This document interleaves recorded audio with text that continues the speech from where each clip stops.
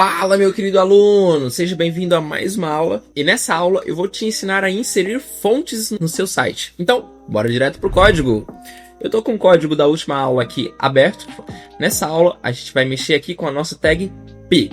Aqui na nossa tag parágrafo eu vou colocar um texto bem legal. Salvei e atualizei a tela e a gente percebe que o padrão do HTML é essa fonte aqui que a gente já viu. E às vezes essa fonte nem fica legal. Então, eu vou te ensinar hoje uma maneira de trocar a fonte, de colocar outras fontes. Vou te ensinar uma maneira bem simples usando o Google Fontes. Então você pode vir aqui no Google e pesquisar por Google Fontes. Tem como baixar a fonte e colocar também via CSS, mas isso a gente vai aprender em outras aulas, beleza? Por enquanto, eu vou te ensinar a colocar fontes usando o Google Fonte. Então você pode pesquisar aqui no Google.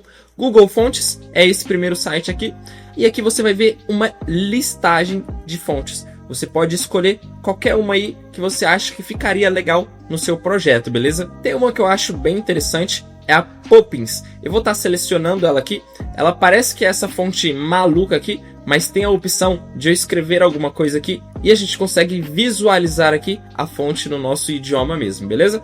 Então, eu vou usar essa fonte. Para a gente utilizar ela, basta clicar aqui em Get Font, que ele vai dar o código aqui em Get Embed Code.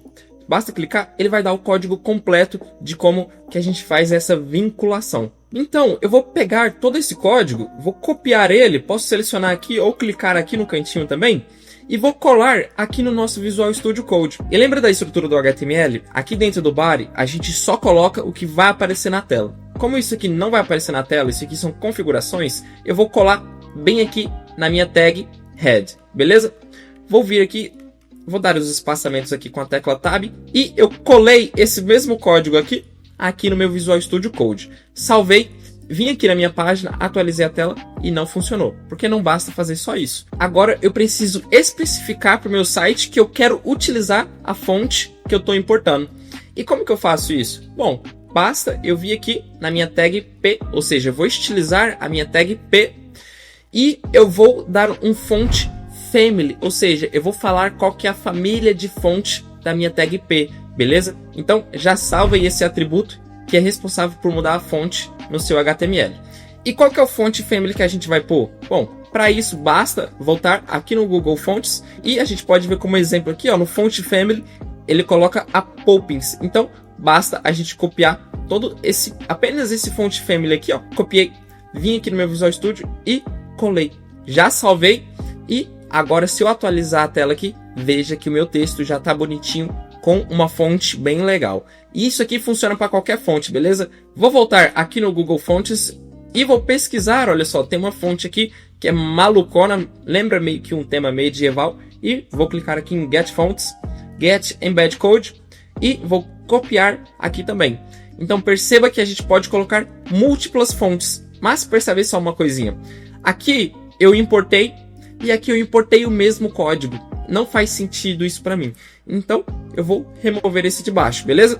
Eu preciso deixar esses dois códigos aqui, mas esse outro código grandão aqui que não se repete, eu deixei, beleza? Dessa forma eu estou importando as duas fontes.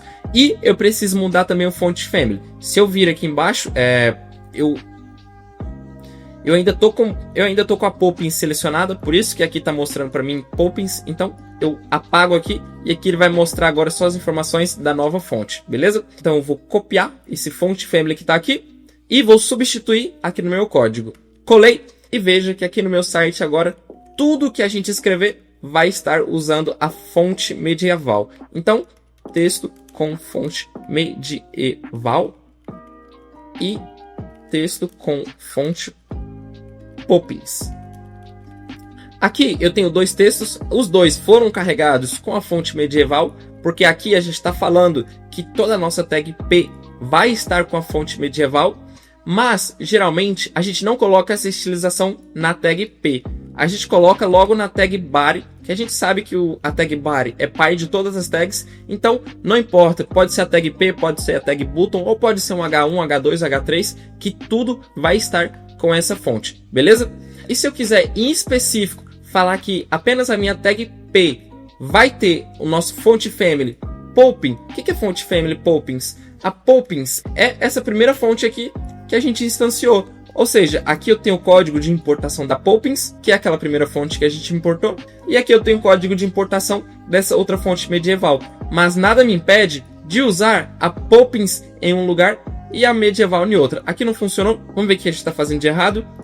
Aqui não funcionou porque esse texto aqui da fonte medieval, ele tem que estar fora da tag P, porque a gente está falando aqui que a tag P vai usar a fonte Poppins, beleza? Então, atualizei a tela e perceba que a gente pode importar quantas fontes quiser. No caso aqui a gente importou duas, e eu posso falar que um componente vai ter uma fonte e outro componente ter outra fonte, não tem problema. E se eu colocar aqui, por exemplo, uma tag button e escrever aqui teste, salvei, atualizei, você percebe que ele foi renderizado, mas ele não usou a fonte medieval. Tem alguns componentes realmente que não vai funcionar, então nada me impede de colocar um button aqui e colocar a fonte medieval no button também. Salvei, atualizei a tela e veja que a gente tem total controle de como usar as fontes. Aqui eu estou usando duas fontes só como exemplo, vou apagar essa fonte medieval aqui, mas geralmente a gente utiliza apenas uma fonte no nosso projeto. Então aqui no meu body eu vou colocar a fonte family da Poppins, porque eu só vou utilizar a fonte Poppins, beleza? Então, atualizei a tela e todo o meu site agora está utilizando a fonte Poppins. Agora você já sabe inserir imagens, já sabe a estrutura do HTML e também já sabe inserir fontes. Você está preparado para criar o site clone da Netflix, que é o que a gente vai fazer na próxima aula. Olha só que loucura, hein? A gente está no primeiro módulo do curso, você já aprendeu isso tudo, já está preparado para criar um clone da Netflix e do Mercado Livre e tudo isso no primeiro módulo. Cara, eu espero que você esteja gostando e não esqueça de conversar aqui nos comentários comigo sempre que você quiser. Deixa um comentário, uma pergunta ou uma sugestão. É sempre bom receber as mensagens de vocês e eu te vejo na próxima aula. Valeu!